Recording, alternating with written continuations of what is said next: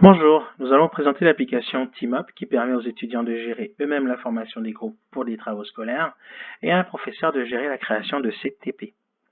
Maintenant, nous allons voir la vue d'un enseignant. Comme l'étudiant, il doit aussi fournir l'université pour laquelle il travaille, ainsi que les identifiants. À l'intérieur, là, il peut voir tous les cours qu'il fournit. Pour chacun des cours, dans chaque capsule, on voit le nombre de TP, le nombre de TD qui sont pour chacun des cours, ainsi que si, par exemple, pour ce cours-là, tous les groupes ont été formés ou pas. Donc, si on va dans un cours dans lequel tous les groupes ne sont pas formés, par exemple, on peut voir ici, donc à gauche, les différents TP et TD qu'il a. Encore une fois, comme tantôt, on a les mêmes indicatifs là, savoir si les groupes sont formés ou pas pour chacun des TP ou TD. À ce moment-là, il pourra créer un nouveau TD, mais avant d'aller là-bas, on va d'abord aller au centre ici. On peut voir donc ici les différents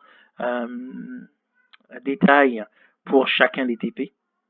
Donc les critères là, quel est le modèle qui est utilisé.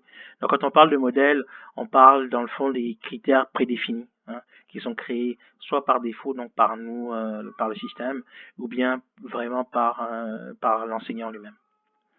En termes de critères, là, on voit par exemple de quelle façon l'étudiant pourrait déposer les dossiers, de quelle façon ils pourraient se joindre ensemble, est-ce qu'ils peuvent mélanger différentes sections ensemble, quel est le nombre minimal ou maximal d'étudiants pour chaque groupe.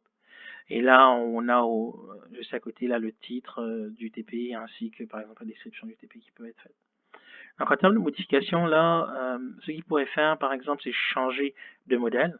Donc comme on voit ici, on a le modèle qui a été créé par l'enseignant, ou bien il a d'autres modèles là qu'il peut choisir également. Si on choisit par exemple ce modèle-là, on voit que maintenant le mode de dépôt là a changé de Moodle à Git.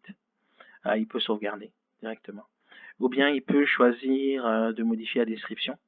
Donc, s'il modifie la description, à ce moment-là, un formulaire lui sera offert pour le modifier. Chacun de ces éléments-là peuvent être modifiés de toute manière. Fait que si on revient là, si on décide, par exemple, de changer si les étudiants peuvent se mélanger par section ou pas, donc à ce moment-là, ça va être changé que non, ce n'est pas permis. Par contre, comme il a changé un modèle qu'il avait déjà créé, ça va lui demander s'il veut sauvegarder, dans le fond, ce nouveau modèle-là.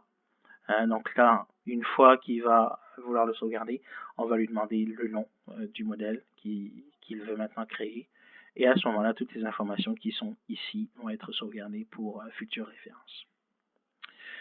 Ça, c'est une façon de faire. Il peut également choisir de créer directement un nouveau travail. Donc là, c'est le formulaire qui lui est directement fourni, ainsi que, comme tantôt, là, le modèle par défaut qui sera fourni. Il peut, encore une fois, comme on a dit, décider de changer de modèle pour directement remplir toutes ces informations-là. Une fois que c'est rempli, là, il pourra compléter toutes les informations qu'il veut, et ensuite, ça va le ramener simplement ici. Après ça, ici, on a à droite des différents problèmes. Ce sont les notifications, en fait, qu'il va recevoir. Et là, maintenant, ça dépendra de ce qu'il a choisi ici dans les critères, comment régler les problèmes critiques. Quand on parle de problèmes critiques, c'est en fait quand les étudiants se désabonnent ou s'abonnent après que la date limite là pour la formation des groupes ait été atteinte. À ce moment-là, effectivement, on peut voir qu'il peut fixer directement manuellement là chacun des problèmes. Si c'est un problème fixe, qu'il voudrait fixer d'une certaine façon, et ensuite essayer de faire ce qu'on appelle l'autofixe. Donc c'est ce système-là qui va directement placer les étudiants qui manquent dans chacun des groupes qui sont presque remplis.